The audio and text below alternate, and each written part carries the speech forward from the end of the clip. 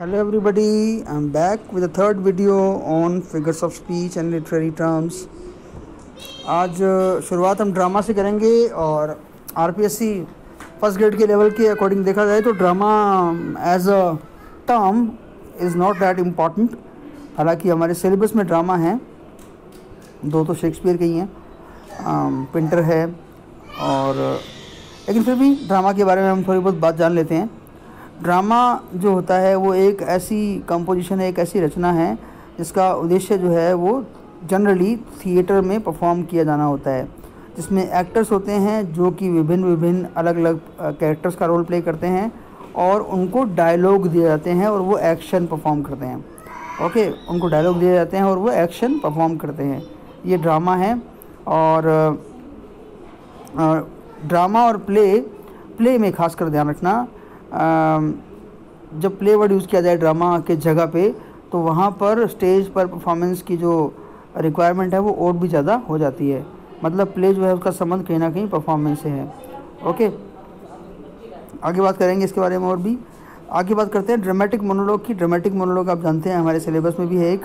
कौन सा है? आप सब अपने दिमाग में, अपने मन में नाम बोल रहे होंगे।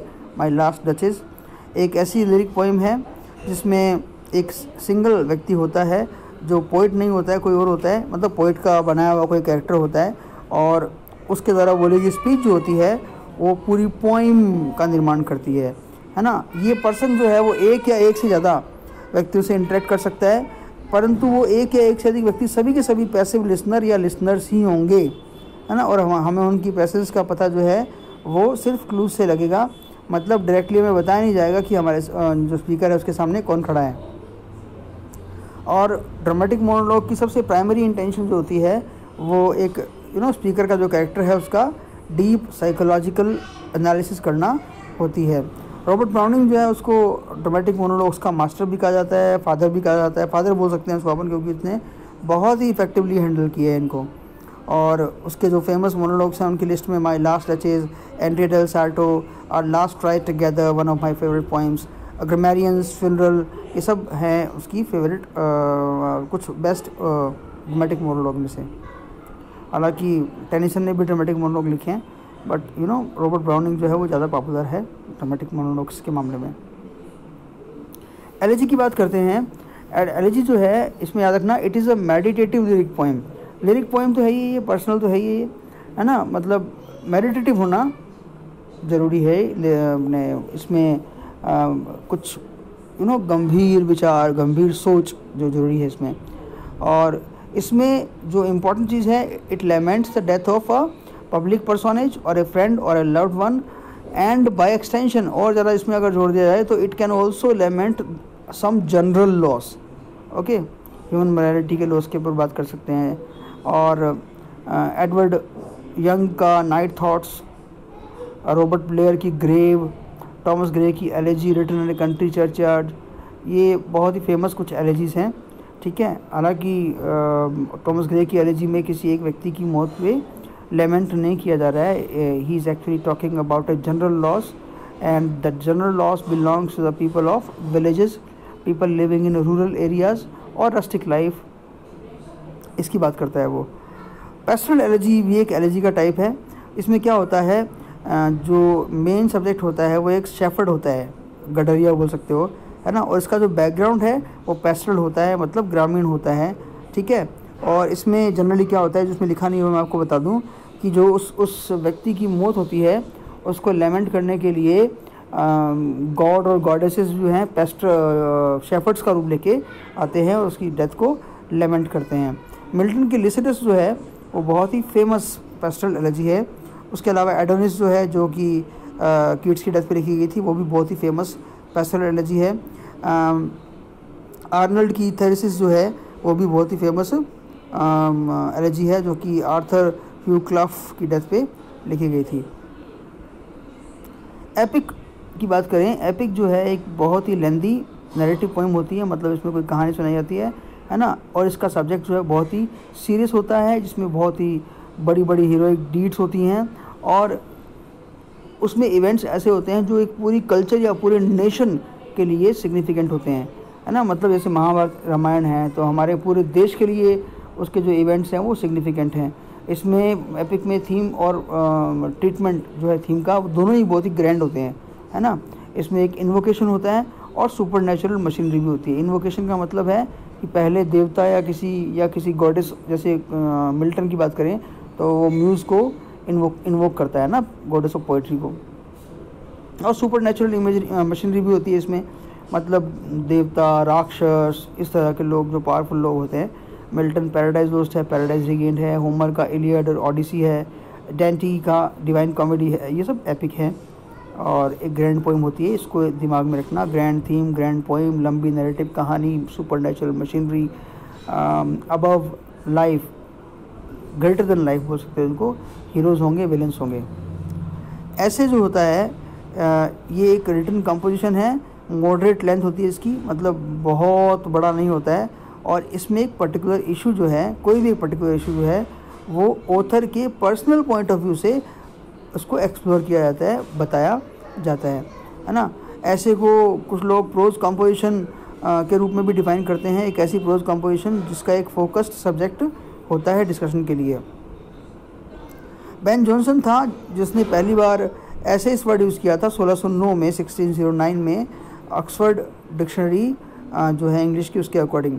Francis Bacon, Charles Lamb, William Hazlitt, ये some of the finest essayists हैं इंग्लिश में, जिसमें से फ्रांसिस बेकन को फादर ऑफ इंग्लिश एसेस बोलते हैं, चार्ल्स लैम्ब को प्रिंस ऑफ इंग्लिश एसेस बोलते हैं, ओके। और विलियम हैजलिट को क्रिटिक बोलते हैं। ये मैंने आपको कुछ बातें बताई। अगला जो टर्म है वो है यूफेमिज्म।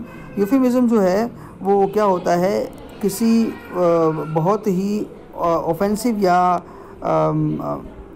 ऑफेंड करने वाले एक्सप्रेशन के लिए कोई बहुत ही एग्रीएबल या जो ऐसा वर्ड जो कानों को बुरा नहीं लगे उसको यूज़ करना क्या कहलाता है, यूफेमिज्म कहलाता है। मतलब बुरी बात बोलने के लिए अच्छे शब्दों का प्रयोग करना इज कॉल्ड यूफेमिज्म, ओके।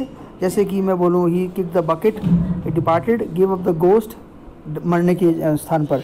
अपन भी यहाँ पे हिंदी में भी करते हैं, प्राण त्याग दिए, प्राण पखेरु उड़ गए, या फिर कॉमन भाषा में एक्सपायर हो गया, है ना, इस तरह की बातें यूज़ करते हैं, पूरा हो गया, और भी बहुत सारे वर्ड हैं। हम डायरेक्टली ये बोलना पसंद नहीं करते हैं कि फला व्यक्ति मर गया, बहुत बुरा लगता है ना। जैसे अपन आप बोलें कि आपका कोई दोस्त का पिताजी या दादाजी या ऐसे कोई, तो आप कभी ये नहीं बोलेंगे कि मेरे दोस्त का बाप मर गया, है ना। वी विल से वो एक्सपायर हो गए, वो स्वर्ग सिधार गए, समथिंग लाइक दैट। तो ऑफेंसिव या ऑफेंड करने वाले किसी बात के लिए एग्रीएबल, जो कानों को थोड़ा अच्छा लगे, ऐसा वर्ड यूज़ करना इज़ कॉल्ड यूफेमिज्म। अगला जो फिगर ऑफ स्पीच है वो फेबल है।